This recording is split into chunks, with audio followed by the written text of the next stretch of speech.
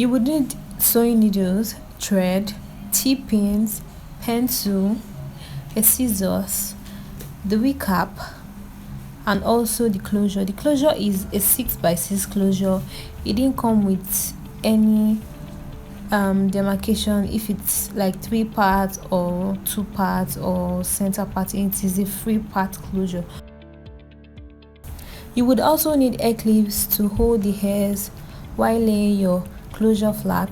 So the first thing I did is to fold the closure into 2, because this closure is a 6x6 closure. I think I mentioned it earlier. So it's a 6x6 closure. I'm going to be using a white eyeliner pencil, so it's going to serve as a guide for me to mark the net, the center of the net. You can just watch how I am doing it.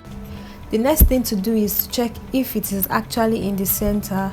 So I'm going to be taking a tape rule to check if it is in the center. So it is a 6x6, so half of 6 is going to be 3, half of the other side is still going to be 3. Then the next thing is to use my ruler to rule down a straight line for a middle part. Some closures comes in a middle part and some comes in a 3-in-1 part, and some are also free parts, just like the one I'm currently working on. I want to braid on this one, so I don't need something that has a part. Well, it depends on your preference. This is just like a mini frontal. Now that I'm done with that, I'm going to use 2 pins to hold the sides of my wig cap so it can lay flat on my doll's head. I measured 6 inches with tape rule on the net, and I also went ahead to divide the 6 in 2 so I can know the center on the wig cap. So as you can see, I already used my pencil to mark the spot that I'll be placing the closure on. You need to get the right measurement. If this goes wrong and you sewn on it, you have to lose it and start all over again, and it won't make your work neat, and you might also damage the closure net while losing it. So just make sure you take your time while doing this step. It is very important.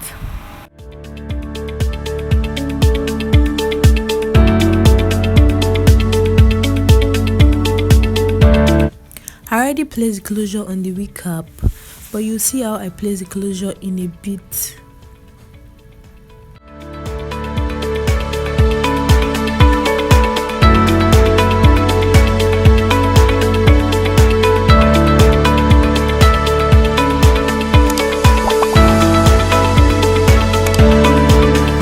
The next step is to place the closure on the net and gently pull forward. Your hand could get shaky here. If it gets shaky, you have to do it again to get the proper placement. The next step is to stretch the closure net a little bit, then use your T-pins to secure it at the front. The reason why you'll be stretching the net is because we want it to be firm at the front.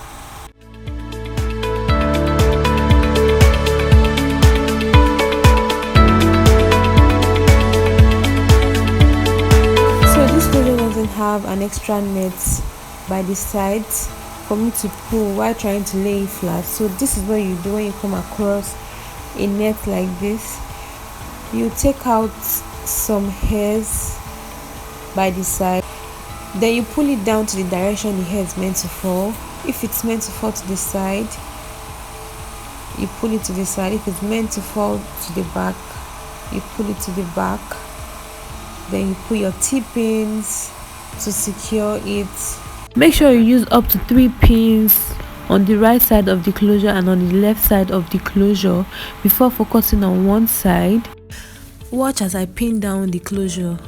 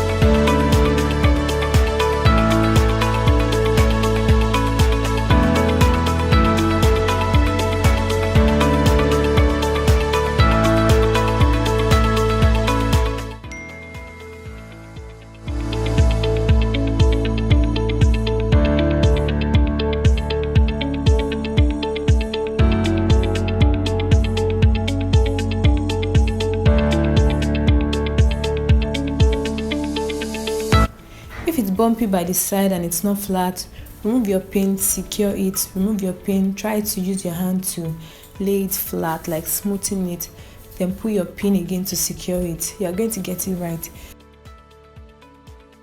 You have to take your time with this process. This is the hardest step when you are laying your closure flat.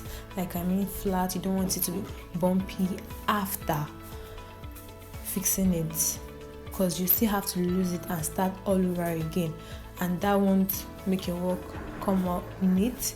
So also you can see the way I pulled it, it is very firm. Now the next step is to go to sewing. And also, as I am sewing, I am pulling the hair flat. As I am sewing, I didn't get a very good angle while sewing because my hands were covering the camera. I'm just going to show a short clip of me sewing.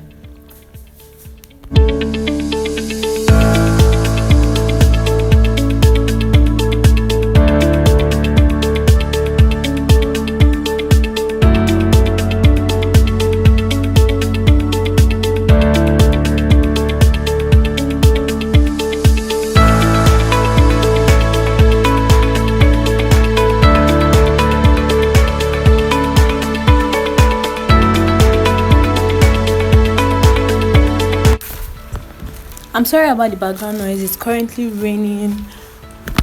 So after sewing, cut out with scissors. Be careful when cutting out with scissors. Please don't forget to drop a comment below if you have any question. I'll definitely respond to it. Kindly like this video, give this video a thumbs up and subscribe to my channel, and I'll see you guys in the next video. Thank you.